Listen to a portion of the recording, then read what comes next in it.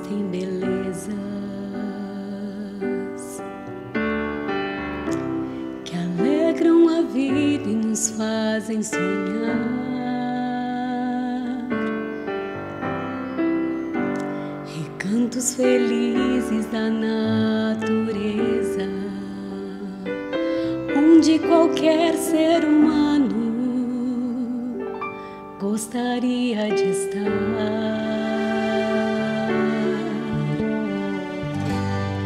Mas de todos os lugares, o mais bonito, inspirador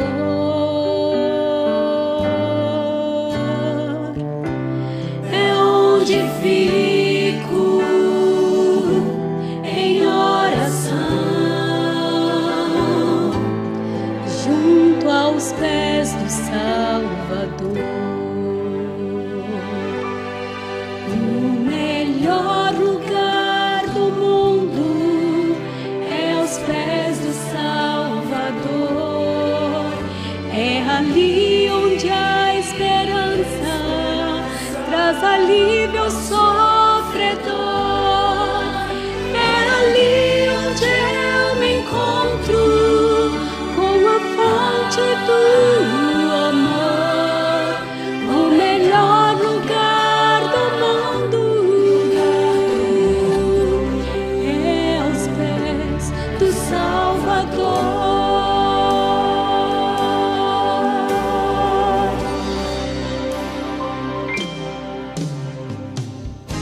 Sonhamos com casas que tenham conforto,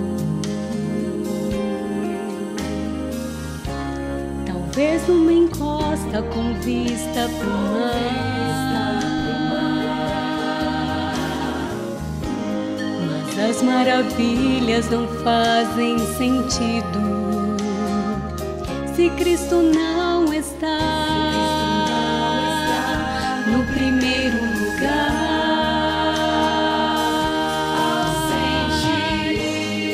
Ao sentir a paz de Deus, o seu poder e amor profundo, eu posso estar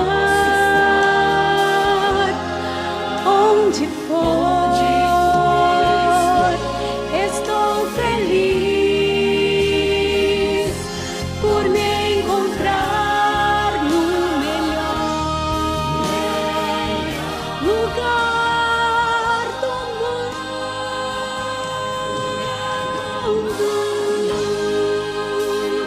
O melhor lugar do mundo é aos pés do Salvador. É ali onde a esperança traz alívio ao sofredor. É ali onde eu me encontro com a fonte do amor. O melhor lugar do mundo é aos pés do Salvador.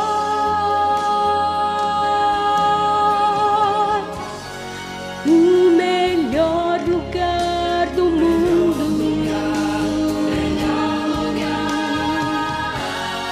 é aos pés do Salvador.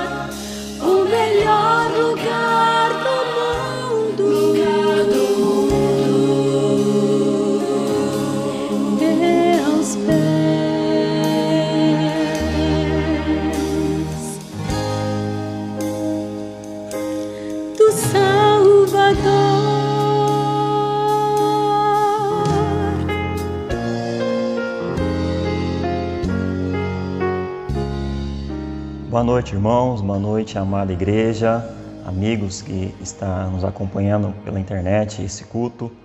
Mais uma vez, nosso Deus nos dá esse privilégio de cultuar o nosso Deus, infelizmente através da internet, mas não devemos deixar de glorificar e louvar o nosso Deus através desse recurso que Deus nos deu. E eu gostaria de compartilhar com os irmãos, amigos, um texto da Palavra de Deus, para que nós possamos já estar em espírito de oração e adoração ao nosso Deus. Um texto que se encontra lá em Salmos capítulo 46, a partir do versículo 1, a Palavra de Deus diz assim: Deus é o nosso refúgio e fortaleza, socorro bem presente na angústia. Pelo que não temeremos, ainda que a terra se mude e ainda que os montes transporte para o meio dos mares, ainda que as águas rujam e perturbam, ainda que os montes se abalam pela sua braveza.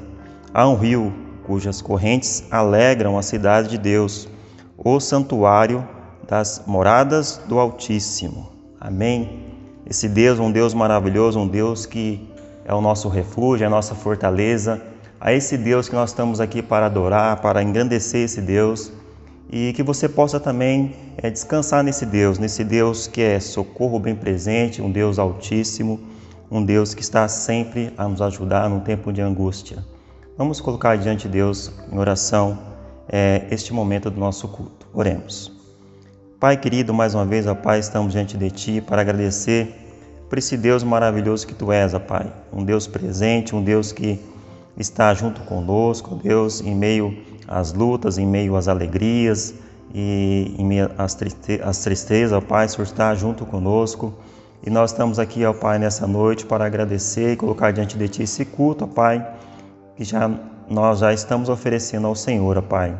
Receba, ó Pai, esse culto e em nome do Teu Filho amado Jesus que nós oramos. Amém, Senhor.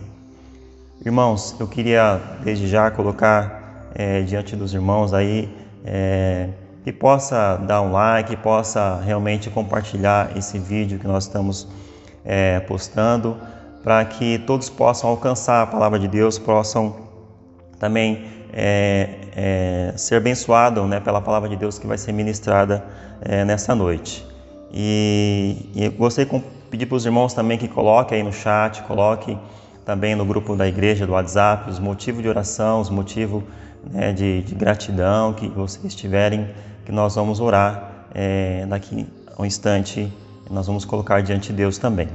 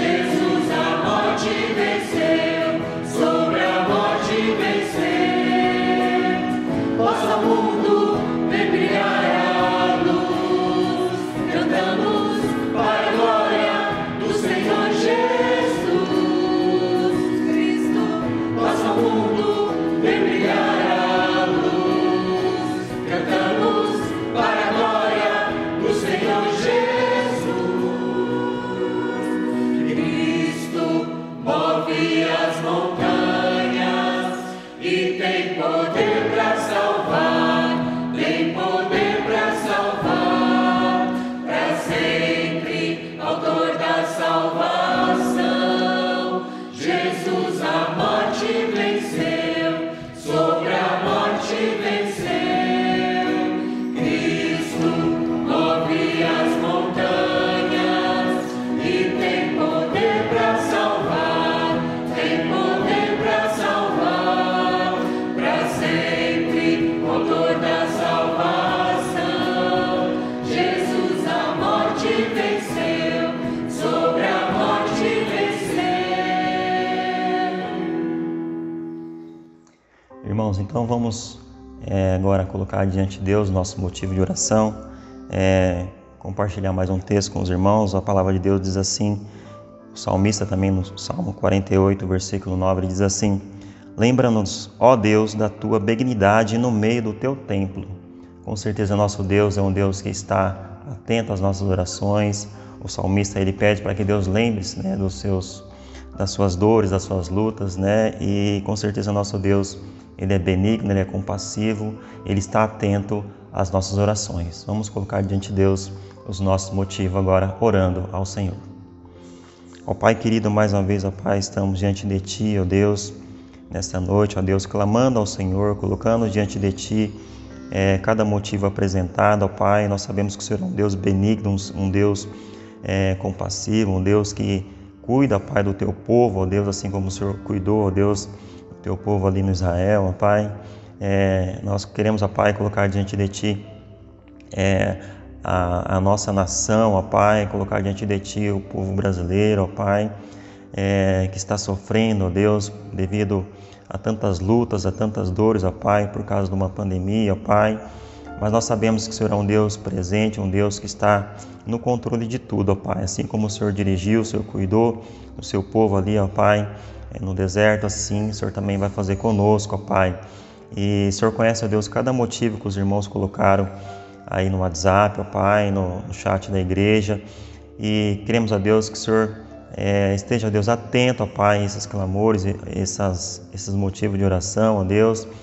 Que realmente o Senhor possa ser glorificado, ó Pai, exaltado, ó Pai, em cada situação, ó Deus, que nós estamos vivendo, estamos passando, ó Pai, neste momento, ó Pai. Cuide, ó Pai, de cada situação, ó Deus. Nós sabemos que o Senhor é um Deus que está em controle de tudo, ó Pai. E essa é a nossa oração, o nosso clamor, e pedimos, ó Deus, em nome de Jesus. Amém, Senhor.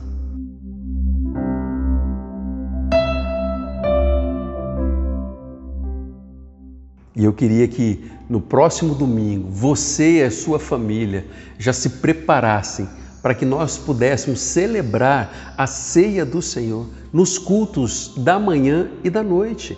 Nós vamos estar relembrando o sacrifício de Cristo em nosso favor. Nós vamos estar, como Igreja do Senhor Jesus, celebrando o memorial deixado por Cristo Jesus na nossa vida. E eu queria desde já que você, durante essa semana, você pudesse separar os elementos, preparar o suco da uva, preparar o pão. E como família de Deus, no domingo, nós estaremos celebrando a ceia do Senhor.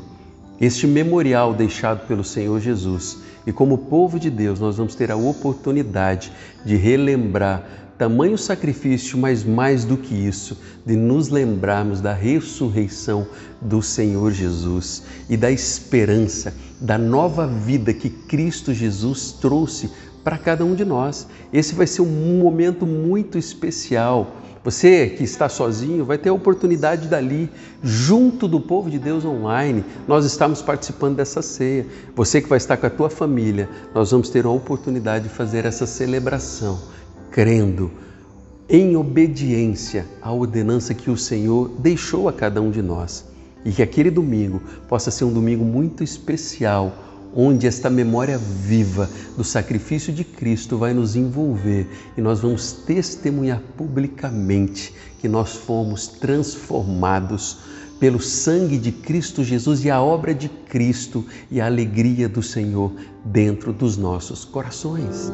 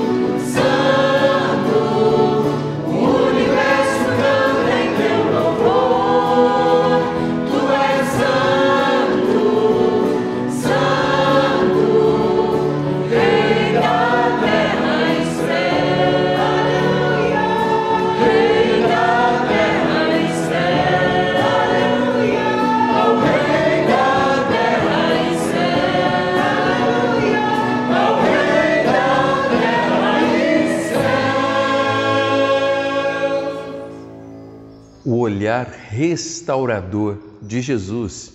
Uma das coisas mais lindas e mais emocionantes na palavra de Deus é quando a gente olha para aquilo que a palavra de Deus traz na nossa vida e a gente vê o quanto que o Senhor Jesus conhece a nossa vida, conhece o nosso coração, sabe aquilo que vai dentro dos nossos sentimentos, nos momentos em que nós estamos vivendo, em toda e qualquer situação. Ele consegue olhar para nós de uma forma única, de uma maneira especial. E o desejo dele, quando nós estamos passando por um momento de alegria, seja por um momento de lutas, é sempre nos conduzir como discípulos de Jesus para dentro da vontade dele, para perto daquilo que ele tem planejado e projetado para as nossas vidas. E isso vai fazer com que nós sintamos a verdadeira alegria de poder perceber esse amor, esse cuidado de Deus para com as nossas vidas. O próprio Senhor Jesus, às vésperas da sua morte, naquela ocasião em que ele estava junto dos seus discípulos e eles estavam partilhando a ceia do Senhor, uma oportunidade muito especial que ele estava ali junto dos seus discípulos. Eu fico tentando imaginar aquela situação, aquela cena, aquela casa que havia sido preparada, onde os discípulos, junto com o seu mestre, estaria partilhando da última ceia.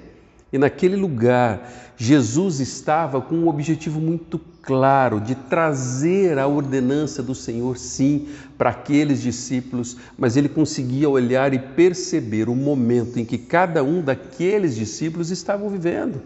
E logo depois de participarem daquela ceia, os discípulos do Senhor Jesus junto dele, Lucas no capítulo 22, a partir do versículo 24, começa a mostrar a situação que aqueles discípulos estavam vivendo emocionalmente. Eles estavam vivendo um momento em que eles nem imaginavam aquilo que aconteceria, mesmo o Senhor Jesus tendo dito por diversas situações que existia a necessidade de que ele morresse, para que a vontade de Deus se manifestasse. Mas a mente humana dos discípulos não conseguiam compreender a profundidade daquilo, da morte do Senhor Jesus, o que aquilo significava. Tanto que lá em Lucas, no capítulo 22, a partir do versículo 24, a palavra diz que surgiu também uma discussão entre eles acerca de qual deles era considerado o maior. Jesus lhes disse: os reis das nações dominam sobre elas, e os que exercem autoridade sobre elas são chamados benfeitores. Mas vocês não serão assim. Ao contrário, o maior entre vocês deverá ser como o mais jovem, e aquele que governa como o que serve. Pois quem é maior, o que está à mesa ou o que serve? Não é o que está à mesa, mas eu estou entre vocês como quem serve. Vocês são os que têm permanecido ao meu lado durante as minhas provações. Aquele momento, os discípulos estavam vivendo com uma preocupação humana dentro dos seus corações. Eles estavam mais preocupados com uma hierarquia humana no reino do Senhor Jesus. Sabe, eles acreditavam naquele momento que o governo do rei Jesus, do seu mestre, ele seria um governo humano, terreno, e eles não tinham a ideia do que iria acontecer. Por isso que o coração deles ficaram totalmente temerosos diante da morte do Senhor Jesus. Uma coisa que é interessante é que enquanto Jesus sentia a agonia da morte que ele enfrentaria, daquilo que estava por vir, eles estavam preocupados em quem teria o melhor cargo no reinado de Jesus. Lucas 22, 39, a palavra de Deus diz que, como de costume, Jesus foi para o Monte das Oliveiras e os seus discípulos o seguiram. Chegando ao lugar, ele lhes disse: orem para que vocês não caiam em tentação. Ele se afastou deles a uma pequena distância, ajoelhou-se e começou a orar. Pai, se queres, afasta de mim este cálice. Contudo, não seja feita a minha vontade, mas a tua. Apareceu-lhe então um anjo do céu que o fortalecia. Estando angustiado, ele orou ainda mais intensamente, e o seu suor era como gotas de sangue que caíam no chão. Quando se levantou da oração e voltou aos seus discípulos, encontrou-os dormindo, dominados pela tristeza. Por que estão dormindo? Perguntou-lhes. Levantem-se e orem para que vocês não caiam em tentação. Aqueles discípulos já tinham uma caminhada de praticamente 3 anos junto com o Senhor Jesus. Eles já tinham presenciado a oração sacerdotal de Jesus, que é narrada lá no livro, no Evangelho de João, onde o próprio Senhor Jesus orava pela vida dos discípulos que estavam com ele e por aqueles discípulos que haveriam de vir. Eles haviam participado de momentos especiais da vida do Senhor Jesus, do ministério do Senhor Jesus, e eles viveram a euforia de quando Jesus entra em Jerusalém, montado num jumentinho, e ele é ovacionado como rei. Eles estavam com esse sentimento humano, eles estavam se deixando levar por aquilo que estava ao redor deles.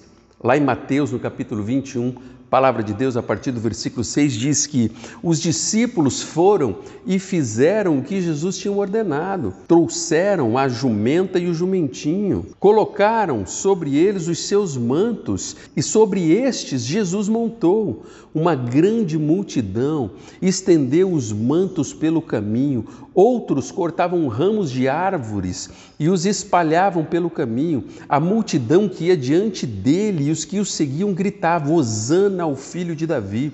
Bendito é o que vem em nome do Senhor, hosana nas alturas. Quando Jesus entrou em Jerusalém, toda a cidade ficou agitada e perguntava: quem é este? E a multidão respondia: este é Jesus, o profeta de Nazaré da Galileia. Aqueles discípulos se deixaram levar pela euforia daquele momento, e isso fez com que eles se empolgassem tanto com aquela circunstância, com aquela satisfação que eles estavam vivendo, que fez com que eles perdessem o foco da verdadeira e real missão do Senhor Jesus. Ele precisava morrer, ele precisava padecer. Mas naquele momento isso sequer fazia parte da mente e do coração dos seus discípulos, pois o olhar daqueles homens estavam simplesmente nas circunstâncias que o cercavam e não no Senhor Jesus. Todas as vezes que o foco das nossas vidas está ou estão nas circunstâncias, podemos perder o foco daquilo que verdadeiramente Deus quer ou daquilo que Deus tem para a nossa vida. Olhar para Jesus é sempre uma oportunidade de experimentar restauração e alinhar a direção da nossa vida. Jesus sabia, conhecia o coração dos seus discípulos e havia já percebido que eles haviam perdido o foco, que o coração deles não estava na missão que Cristo Jesus estava executando, pois eles tinham os próprios desejos humanos.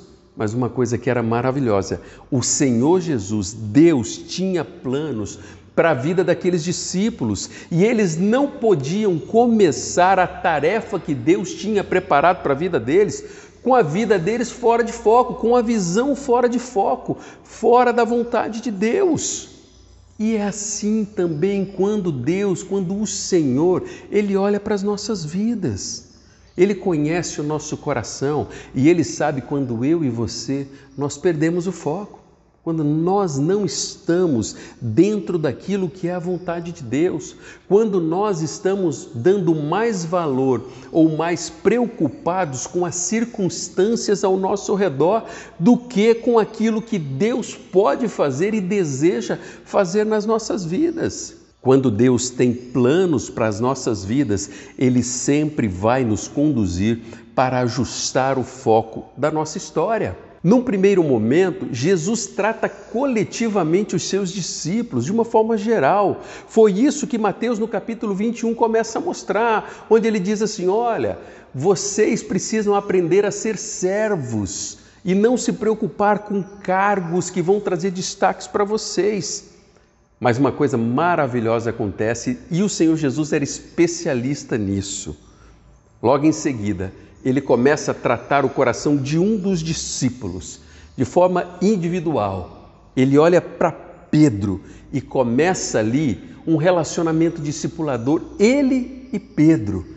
E ele conhecia o coração de Pedro e sabia que Pedro era um homem muito empolgado e ele estava se deixando levar por aquela situação. Tanto que no versículo 31, a palavra de Deus diz que Jesus chega para ele e diz: Simão, Simão, Satanás pediu vocês para peneirá-los como trigo, mas eu orei por você, para que a sua fé não desfaleça. E quando você se converter, fortaleça os seus irmãos. O que Jesus estava dizendo para Pedro ali era: Pedro, vigie. Eu tenho planos para a sua vida, mas o seu coração, o seu caráter e a sua fé precisa ser aperfeiçoado. A verdade era que aqueles discípulos estavam se sentindo, eles estavam se achando o máximo, se achando bons demais. E Jesus tentava dizer para ele: olha aqui, quer ser grande? Então seja menor. Se submeta, seja um verdadeiro discípulo, seja um servo. Capítulo 22, versículo 33, a palavra diz: mas ele respondeu: eu estou pronto para ir contigo para a prisão e para a morte. Respondeu Jesus: eu lhe digo, Pedro, que antes que o galo cante hoje, 3 vezes você negará que me conhece. Pedro, empolgado, movido pelo sentimento de euforia, ele dá essa resposta ao Senhor Jesus. Pedro, na verdade, não estava entendendo o que haveria de acontecer. O foco do coração de Pedro havia sido perdido. Ele estava agindo simplesmente baseado em suas emoções. Tanto que nos versículos seguintes, Jesus começa a dizer: olha, se preparem, vai vir batalhas, não vai ser fácil, mas sejam fortes. Então, Jesus lhe perguntou: quando eu os enviei sem bolsa, saco de viagem ou sandálias, faltou alguma coisa? Nada, responderam eles. Ele lhe disse: mas agora, se vocês têm bolsa, levem-na, e também o saco de viagem. E se não tem espada, venda sua capa e compre uma espada. Está escrito: e ele foi contado com os transgressores. E eu digo que isso precisa cumprir-se em mim. Sim, o que está escrito a meu respeito está para se cumprir. Os discípulos disseram: vê, Senhor, aqui estão 2 espadas. É o suficiente, respondeu ele. Nesse texto, Jesus se referia ao texto de Lucas, no capítulo 10, onde ele havia enviado os 72 para evangelizar, e eles voltam exultantes pelos milagres que eles haviam presenciado. Eles haviam visto pessoas sendo libertas e eles visitaram as cidades e as casas, e Deus se manifestou de uma forma muito especial e a alegria encheu o coração deles. Lucas capítulo 10, a partir do versículo 17, a palavra de Deus diz que os 72 voltaram alegres e disseram: Senhor, até os demônios se nos submetem a nós em teu nome. E ele respondeu: eu vi Satanás caindo do céu como um relâmpago. Eu dei a vocês autoridade para pisarem sobre cobras e escorpiões e sobre todo o poder do inimigo. Nada lhes fará dano. Contudo, alegrem-se, não porque os espíritos se submetem a vocês, mas porque os seus nomes estão escritos nos céus. Lucas capítulo 10 narra que eles haviam experimentado o sobrenatural de Deus sobre a orientação do Senhor Jesus. Mas agora o que Cristo estava tentando dizer era: se preparem, a situação é outra. Tanto que Pedro começa a engolir a sua arrogância, a aceitar o quão pecador ele era. Uma pessoa capaz de fazer coisas horríveis que ele nem mesmo imaginava. Pedro estava diante de um momento em que a fé dele, as emoções dele seriam confrontadas. Quando nós olhamos para nós mesmos e fazemos um juízo diferente daquilo que Deus tem para nós, nós somos capazes de nos enganarmos com a percepção que temos de nós mesmos. Quando nós olhamos verdadeiramente para o mais profundo do nosso coração e no íntimo da nossa alma, nós sabemos que nós somos seres humanos e a nossa vontade humana às vezes nos leva a fazer coisas terríveis, a desejar às vezes o mal que nós condenamos. E com relação às pessoas que estão ao nosso redor, nós somos capazes de machucar o coração, as emoções, ferir pessoas que estão do nosso lado, pessoas que amamos, pessoas que nos amam. Vamos entender quando nós encaramos a nós mesmos como somos, aí nós começamos a entender o que é a graça de Deus na nossa vida. Não existe em nós, quando nós compreendemos a graça, uma atitude ou uma postura de arrogância que nos dá o direito de condenar pessoas que estão ao nosso redor. Não nos dá o direito de levantar acusação. Sabe por quê? Porque a grande verdade é que no íntimo do nosso ser, nós somos pessoas más. Todos nós somos pecadores e merecemos a morte. Agora tem uma coisa que é maravilhosa em tudo isso. Jesus, ele muda isso na nossa vida através da morte, do sacrifício e da ressurreição, porque Deus em seu infinito amor preparou, através de Cristo Jesus, do sangue que foi vertido no Calvário, a oportunidade dos nossos pecados serem lavados, e aí nós experimentamos o que é graça e perdão vindo da parte de Deus. Cristo nos dá o privilégio de sermos lavados e traz o perdão sobre a nossa vida, não porque nós merecemos, mas porque o Senhor, Ele nos ama. Lucas capítulo 22, a partir do versículo 54, a palavra de Deus vai dizer: então, prendendo-o, levaram-no para a casa do sumo sacerdote. Pedro os seguia à distância, mas quando acenderam um fogo no meio do pátio, e se sentaram ao redor dele, Pedro sentou-se com eles. Uma criada o viu sentado ali à luz do fogo, olhou fixamente para ele e disse: este homem estava com ele. Mas ele negou: mulher, não o conheço. Pouco depois, o homem o viu e disse: você também é um deles. Homem, não sou, respondeu Pedro. Cerca de 1 hora mais tarde, outro afirmou: certamente este homem estava com ele, pois é galileu. Pedro respondeu: homem, não sei o que está falando. Falava ele ainda, quando o galo cantou. O Senhor voltou-se e olhou diretamente para Pedro. Então Pedro se lembrou da palavra que o Senhor lhe tinha dito: antes que o galo cante hoje, você me negará 3 vezes. Saindo dali, chorou amargamente. Naquele momento, Pedro se dá conta da capacidade que ele tinha de fazer o que era mal. Às vezes, de fazer coisas que ele condenava. Ele estava diante de uma situação em que as emoções dele estavam sendo confrontada de uma forma muito grande. Ele era impulsivo. Aquele discípulo que gostava de agir impulsivamente, estando à frente daquilo que o Senhor Jesus estava por fazer, e ele acaba fazendo o mal que ele não queria. Por isso o coração dele se entristeceu. Ele negou o Mestre, que há poucos versículos atrás ele havia dito que daria a própria vida. Dá para tentar imaginar os sentimentos que passavam dentro do coração de Pedro naquele momento? Lucas descreve com riqueza de detalhes esse acontecimento.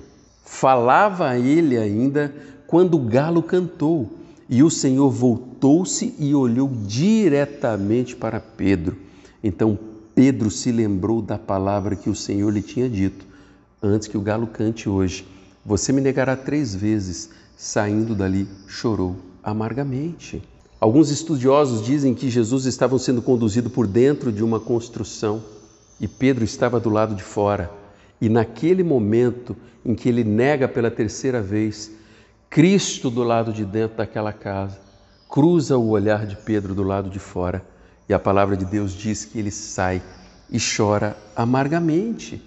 Naquele momento ele estava sentindo um gosto amargo, ele estava sentindo uma tristeza no fundo da sua alma, uma decepção consigo mesmo, porque Pedro começa a enxergar o pior de si mesmo, aquilo que ele era capaz de fazer.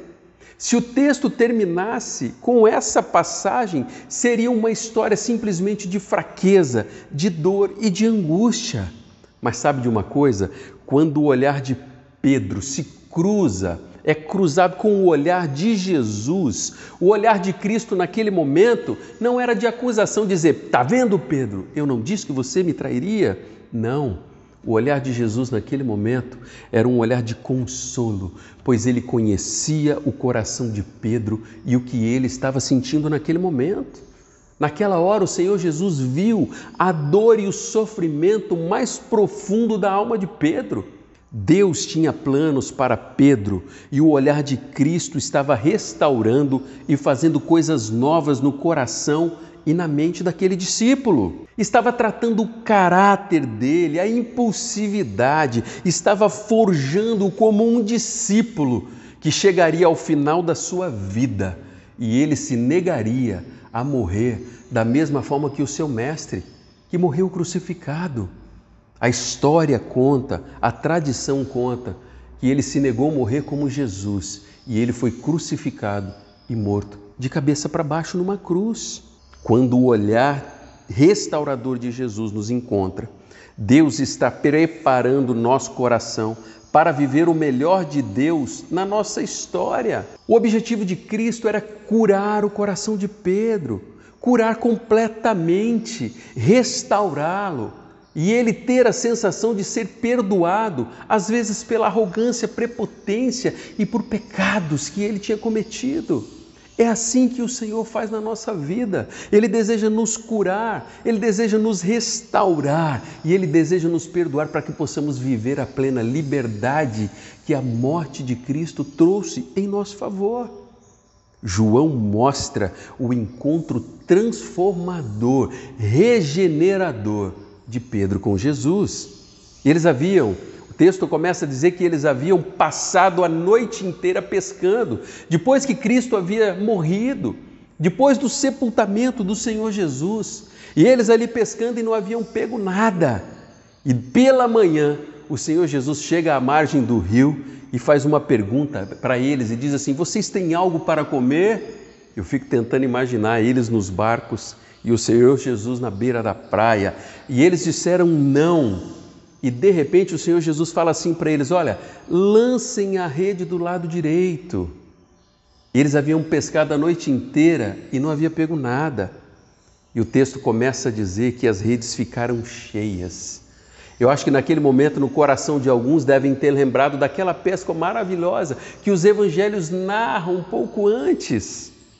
E a palavra de Deus começa a dizer que João, o discípulo a quem o Senhor amava, ele diz, é o mestre. E eles tentando arrancar aquelas redes cheias de peixes ali. E eu queria que o foco dessa história agora fosse para Pedro. Dá para tentar imaginar o que passava na mente e no coração de Pedro? Aquele frio na barriga que talvez ele estava sentindo de ter que encarar Jesus. Aquele sentimento talvez de fugir daquela situação. Aquele sentimento de vergonha que tomava conta do coração dele. A palavra de Deus diz que eles saem dali e eles têm um momento ali a sós. E eu fico tentando imaginar o silêncio quando Jesus e Pedro ficaram sozinhos. João 21, versículo 15, a palavra de Deus diz que depois de comerem, Jesus perguntou a Simão, Simão, filho de João, você me ama mais do que estes? Disse ele, sim, Senhor, tu sabes que eu te amo. Disse Jesus, cuide dos meus cordeiros. Novamente Jesus disse, Simão, filho de João, você me ama? E ele respondeu, sim, Senhor, tu sabes que eu te amo. Jesus disse, pastorei as minhas ovelhas. E pela terceira vez ele lhe disse, Simão, filho de João, você me ama? E Pedro ficou magoado por Jesus ter lhe perguntado, pela terceira vez, você me ama? E lhe disse, Senhor, tu sabes todas as coisas e sabe que te amo. Disse-lhe Jesus: cuide das minhas ovelhas. Para cada uma das vezes que Pedro havia negado Jesus, ele dá a oportunidade de ele confessar com a sua boca que estava arrependido. É assim que o Senhor faz. O Senhor Jesus, ele não se alegra quando nós estamos vivendo uma vida de pecado, quando nós estamos vivendo uma vida fora da vontade de Deus. O propósito do Senhor Jesus é restaurar a nossa vida e o nosso coração, da mesma forma como ele fez com Pedro. Quais são os toques do Espírito Santo de Deus dentro do teu coração nessa noite? O que o Senhor está tentando falar com você? Uma mensagem ao teu coração que talvez só você esteja entendendo. Talvez o teu coração esteja passando por lutas.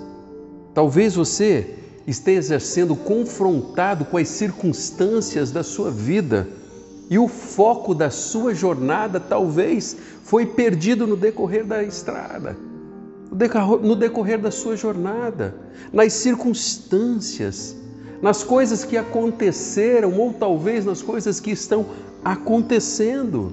Hoje o Senhor Jesus dá a oportunidade do seu olhar cruzar com o olhar de Cristo e você ter o foco da sua vida e da sua jornada restaurada. O que Deus está falando com você nessa noite? Deus tem mostrado a você o quanto as suas atitudes e o quanto o seu coração ele pode ser mau. É isso que o Senhor está revelando, que às vezes você tem feito coisas que você um dia condenou, ou talvez a sua vida tem sido uma vida de prática de coisas que você não desejava fazer, mas tem feito. E isso tem trazido pecado, tem trazido morte, tem trazido angústia dentro do seu coração. E a alegria de viver já não mais faz parte da sua vida. Nessa noite, Cristo Jesus tem olhado no mais profundo do teu coração e Ele conhece tudo aquilo que você tem vivido. E o desejo dele hoje é que você tenha a sua vida plenamente restaurada. Não importa aquilo que você viveu, mas importa a oportunidade que o olhar de Cristo tem dado a você hoje. E você vai recomeçar e a sua vida e a sua jornada vai servir para a glória de Deus. Ele conhece o seu coração, Ele conhece a sua luta, Ele conhece a dor, Ele conhece as lágrimas que têm caído amargamente e já fazem talvez meses ou anos. Deus deseja restaurar a sua vida porque Ele tem planos para você. Você é essa pessoa? Não perca a oportunidade do teu olhar cruzar com o olhar de Cristo e você ser restaurado.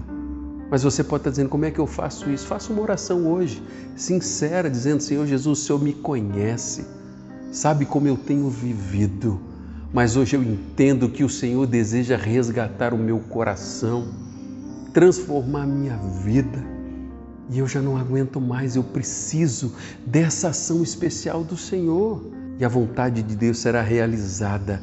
E o sangue de Cristo Jesus foi vertido para que você pudesse ter os seus pecados perdoados e a oportunidade de recomeçar. Você é essa pessoa? Se você é essa pessoa, eu queria desafiar você a talvez me procurar. Escreva aqui no chat. Ou você que tem meu contato no grupo da igreja, me procure. Eu talvez sou aquela pessoa que vai ajudar você a ajustar o foco para que a gente possa caminhar juntos numa vida que glorifique a vontade de Deus. Agora, talvez você é a pessoa que quando percebe que Jesus está chegando perto de você, você começa a temer. Você começa a ficar envergonhado, porque a sua jornada talvez já está tão distante de Deus há tanto tempo, que a presença do Senhor Jesus começa a constranger e a trazer medo dentro do teu coração. Talvez por coisas que você fez ou coisas que talvez você deixou de fazer. Hoje o Senhor está dando a oportunidade de fazer a tua vida algo diferente. E Cristo está fazendo a mesma pergunta para você que fez para Pedro. Tu me amas? Qual vai ser a tua resposta? Vai ficar envergonhado ou vai dizer, Senhor, eu te amo? Ele talvez esteja perguntando mais uma vez, Tu me amas? Qual será a sua resposta? E talvez ele esteja perguntando mais uma vez: Tu me amas? E ele está dando a oportunidade de você recomeçar. Você que crê em Cristo e que algum dia talvez o seu coração começou a fazer coisas que te afastou da presença de Deus. Hoje o Senhor deseja restaurar a sua vida. Sabe por quê? Porque os planos do Senhor passam pelo plano maravilhoso que Deus tem para a vida das pessoas. E Deus deseja usar a sua vida para que as ovelhas, os cordeirinhos do Senhor Jesus sejam restaurados. Talvez você esteja afastado, ou talvez você deixou ministérios de lado, você deixou a sua vida ministerial porque você não se sentia digno. E hoje o Senhor Jesus está dizendo: olha, eu estou restaurando você para que você seja usado para cuidar dos meus cordeirinhos, para cuidar das minhas ovelhas. E Deus vai fazer uma revolução tão grande e vai transformar toda dor, toda angústia, toda lágrima amarga para ser usado para a honra e glória do Senhor. Da mesma forma como Ele fez com Pedro. O livro de Atos começa a narrar que esse mesmo Pedro que negou a Cristo Jesus e foi restaurado, foi usado poderosamente para anunciar que Cristo era a salvação ali no livro de Atos, e milhares de pessoas se convertiam, dada a autoridade que ele tinha, a convicção que ele tinha da presença de Cristo Jesus na vida dele, e é o mesmo que o Senhor deseja fazer no seu coração. Agora, talvez você que acompanha essa mensagem tenha percebido que o teu coração está simplesmente vivendo angústia e desespero por causa dos momentos em que estamos vivendo. E hoje o Senhor Jesus dá a oportunidade de você permitir que Jesus Cristo, que conhece o teu coração, faça a sua vida diferente. Ele deseja transformar completamente a sua história.